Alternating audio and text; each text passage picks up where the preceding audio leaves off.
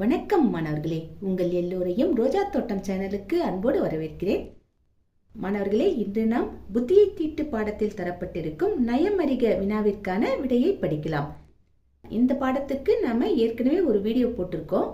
ஆனா இந்த வருடம் தரப்பட்டிருக்கிற புதிய பதிப்புல ஒரு கேள்வி கூடுதலா கேட்கப்பட்டிருக்கு. அந்த கேள்விதான் இந்த நயமறிக. அதற்கான விடையை மட்டும் நாம இந்த வீடியோல பார்க்கலாம். சரிங்களா? என்ன கேட்டிருக்காங்க?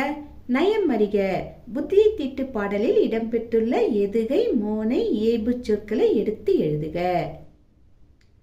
முதலில் எதுகை சொற்கள். எதுகை சொற்கள்னா என்ன?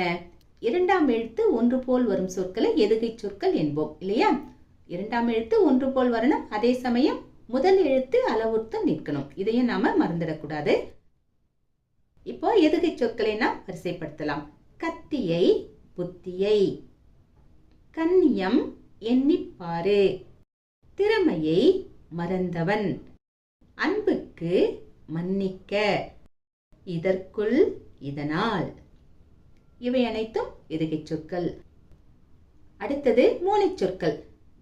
முதல் எழுத்து ஒன்று போல் வரும் சொற்களை நாம் மோனை சொற்கள் என்று கூறுவோம் இல்லையா?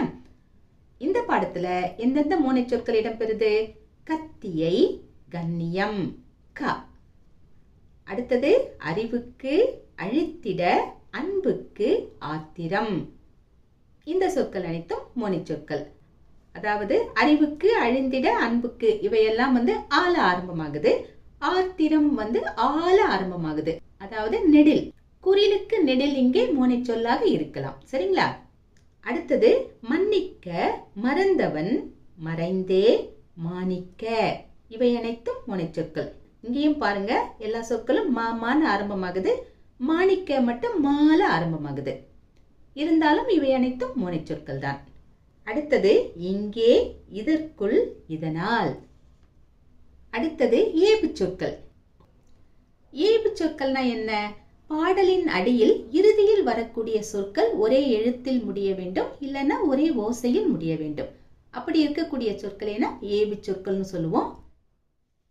இந்த பாடல்ல எந்தெந்த ஏபு சொற்கள் இடம்பெறுகின்றன?